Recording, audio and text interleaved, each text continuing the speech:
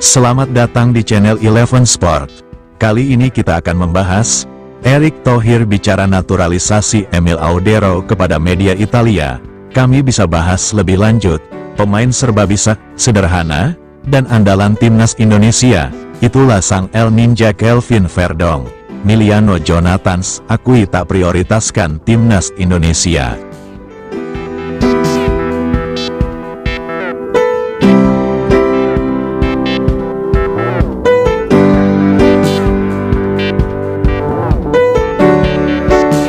Pemain keturunan milik Vitesse, Miliano Jonathans kembali buka suara perihal kemungkinan menerima tawaran naturalisasi dari PSSI demi membela timnas Indonesia. Dalam wawancara dengan Instafoet Balson, winger bernomor punggung 10 itu menegaskan timnas Indonesia bukanlah prioritasnya saat ini. Seperti dalam pernyataan sebelumnya, Miliano Jonathans menekankan bahwa dirinya ingin fokus ke klub. Pasalnya, dia baru pulih dari cedera parah yakni anterior cruciate ligament atau ACL yang membuatnya absen selama 7 bulan dari Oktober tahun 2023 hingga Mei tahun 2024.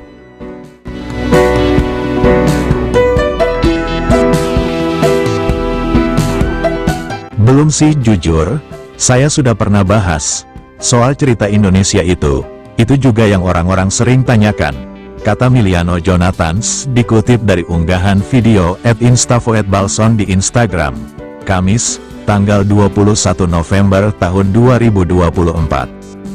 Tapi saya sudah bilang ke mereka, saya baru pulih dari cedera, jadi musim ini saya ingin fokus ke Vitesse dulu dan ingin tetap fit sebaik mungkin. Pemain yang punya leluhur asal Depok, Jawa Barat itu menegaskan bakal mengambil keputusan pada akhir musim nanti. Apakah menerima atau menolak tawaran timnas Indonesia, nanti pas akhir musim, baru saya ambil keputusan. Saya cuma belum mau ambil keputusan sekarang. Fokus saya sekarang klub, kata Miliano Jonathans.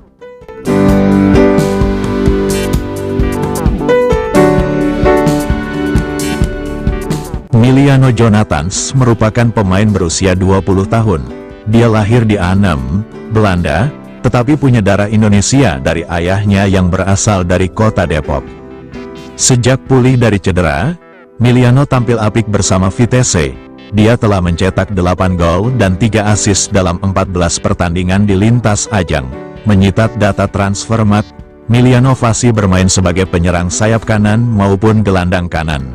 Selain itu, dia juga bisa bermain sebagai gelandang serang. Andai pada akhirnya mengiyakan tawaran PSSI, Miliano Jonathans bakal memperkuat sektor penyerangan timnas Indonesia.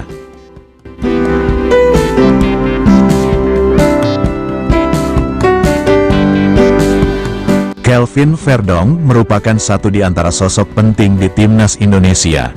Selain berstatus pemain serba bisa, Verdong juga pesepak bola yang sederhana dan andalan di tim Garuda. Setelah resmi menjadi WNI pada tanggal 4 Juni tahun 2024, pemain berusia 27 tahun tersebut langsung dipercaya memperkuat timnas Indonesia. Sejauh ini, Kelvin Verdong telah mencatatkan 7 caps bersama tim Garuda. Teranyar, dia tampil dalam 2 laga bersama timnas Indonesia pada grup C kualifikasi Piala Dunia 2026 zona Asia, yakni kontra Jepang dan Arab Saudi. Bek kiri klub Eredivisie, NEC Nijmegen, tersebut bermain 90 menit penuh pada 2 pertandingan tersebut. Pada duel kontra timnas Jepang di Stadion Utama Gelora Bung Karno, Jakarta, Jumat, tanggal 15 November tahun 2024, malam waktu Indonesia, Kelvin Verdong menempati pos bek kiri. Sayangnya, dia tampil kurang oke dalam laga tersebut dan tim Garuda pun menyerah 0-4 dari Jepang. Namun, penampilan berbeda diperlihatkan Kelvin Verdong ketika timnas Indonesia bentrok dengan Arab Saudi di Stadion Utama Gelora Bung Karno, Selasa, tanggal 19 Oktober tahun 2024, malam waktu Indonesia Barat. Verdong tampil terengginas, baik itu ketika bertahan ataupun membantu serangan. Saat mengawal lini pertahanan timnas Indonesia, dia melakukan 3 tackle sukses, 1 blok, 9 sapuan, dan memenangkan 5 duel perebutan bola. Akurasi umpan Kelvin Verdonk juga mencapai 79% dan melepaskan 2 tembakan.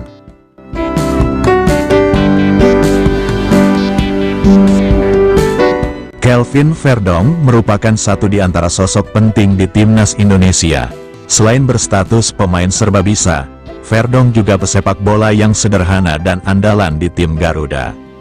Setelah resmi menjadi WNI pada tanggal 4 Juni tahun 2024, pemain berusia 27 tahun tersebut langsung dipercaya memperkuat timnas Indonesia. Sejauh ini, Kelvin Verdonk telah mencatatkan 7 caps bersama tim Garuda.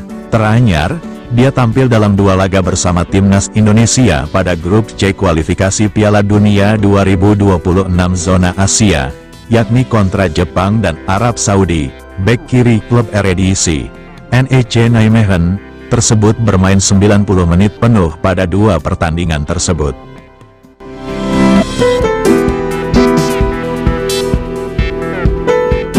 Pada duel kontra timnas Jepang di Stadion Utama Gelora Bung Karno, Jakarta, Jumat, tanggal 15 November tahun 2024, malam waktu Indonesia Barat, Kelvin Verdonk menempati pos bek kiri. Sayangnya, dia tampil kurang oke dalam laga tersebut dan tim Garuda pun menyerah 0-4 dari Jepang. Namun, penampilan berbeda diperlihatkan Kelvin Verdonk ketika timnas Indonesia bentrok dengan Arab Saudi di Stadion Utama Gelora Bung Karno, Selasa, tanggal 19 Oktober tahun 2024, malam waktu Indonesia Barat. Verdonk tampil terengginas, baik itu ketika bertahan ataupun membantu serangan. Saat mengawal lini pertahanan timnas Indonesia, dia melakukan 3 tackle sukses, 1 blok, 9 sapuan, dan memenangkan 5 duel perebutan bola. Akurasi umpan Kelvin Verdonk juga mencapai 79% dan melepaskan 2 tembakan.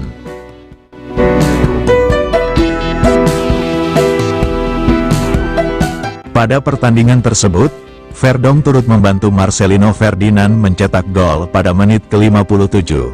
Membangun serangan dari sisi kanan, Kelvin Verdonk yang mendapat kawalan ketat dari 2 pemain Arab Saudi, masih bisa memberikan umpan kepada Marcelino.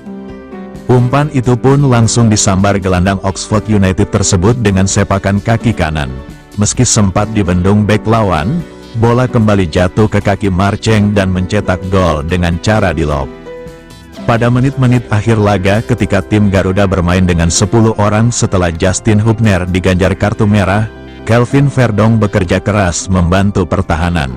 Bahkan, dia sampai berlari terpincang-pincang ketika turun kembali ke belakang. Berkat kontribusi sang pemain, timnas Indonesia sukses membungkam Arab Saudi dengan skor 2-0. 1 gol lainnya tim Garuda juga disarankan Marcelino Ferdinand pada menit ke-32. Bagi timnas Indonesia, hasil tersebut terasa spesial. Tim Garuda untuk pertama kalinya meraih kemenangan atas Arab Saudi, serta yang perdana di grup C putaran ketiga kualifikasi Piala Dunia 2026.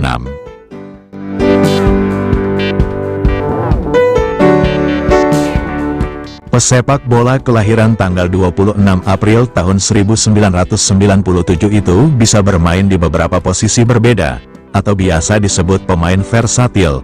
Selain bek kiri, Kelvin Verdonk juga memainkan peran bek tengah dan gelandang bertahan.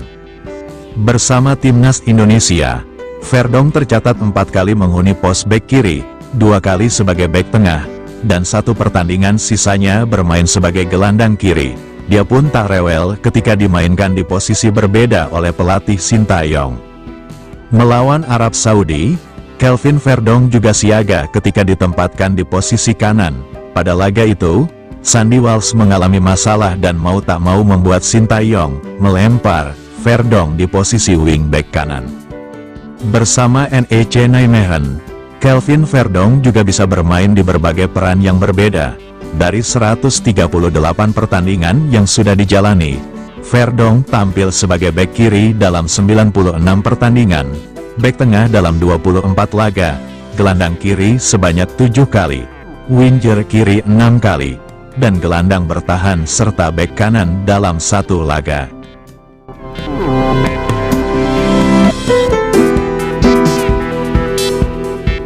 Sama seperti pemain diaspora lainnya, sosok Kelvin Verdong juga populer di kalangan pendukung timnas Indonesia.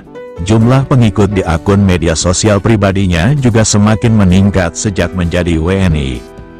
Namun, berbeda dengan pemain lainnya seperti Jay Ises, Marten Paes, Sandy Walsh, Rafael Struijk, hingga Ragnar Oratmangun yang banjir tawaran endorsement, Kelvin Verdong tak terlalu memedulikan hal tersebut. Dia hanya ingin fokus bermain sepak bola, baik itu di level klub ataupun timnas. Dukungan dari masyarakat di sana sungguh luar biasa. Penduduk di sana sangat banyak dan mereka semua mencintai sepak bola. Tetapi saya tidak terlalu aktif di media sosial, ujar Verdong di YouTube NEC Nijmegen. Terkadang saya mengunggah foto-foto setelah pertandingan, tetapi saya merasa tidak banyak yang berubah, karena saya tidak begitu aktif di media sosial. Lanjutnya, kesederhanaan Kelvin Verdong tersebut membuat pendukung timnas Indonesia semakin jatuh hati kepadanya. Bahkan, tak sedikit yang menjuluki Verdong sebagai El Ninja, karena datang membela timnas Indonesia tanpa banyak sorotan, dan kembali ke klub secara senyap.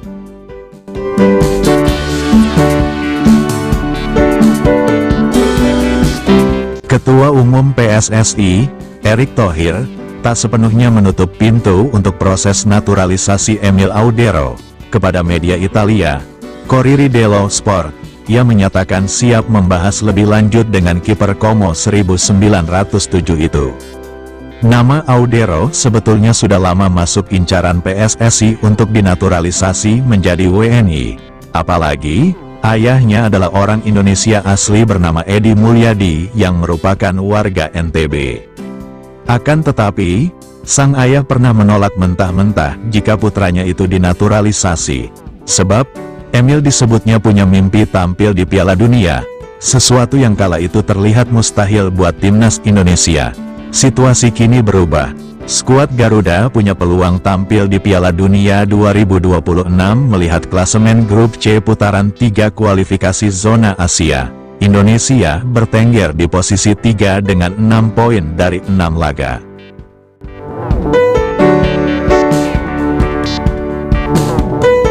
Ambisi Emil untuk tampil di Piala Dunia bisa tercapai lewat timnas Indonesia. Sebab, mustahil berharap mendapat panggilan dari timnas Italia yang dipenuhi kiper-kiper hebat.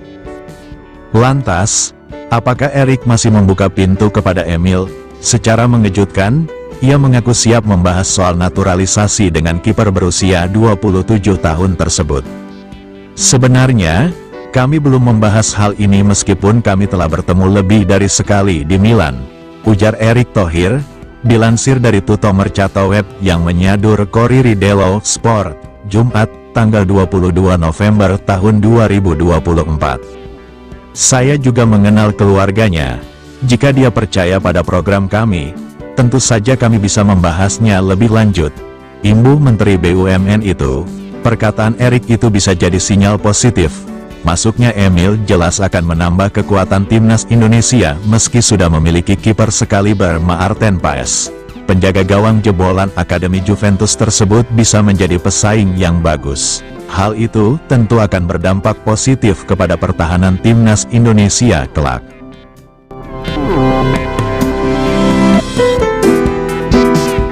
Terima kasih sudah menonton video ini. Mohon dukungannya. Dan sebelum meninggalkan channel ini ada baiknya, komen, like and subscribe agar kami semangat memberikan informasi seputar sepak bola. Salam olahraga dari kami dan sampai jumpa di video selanjutnya.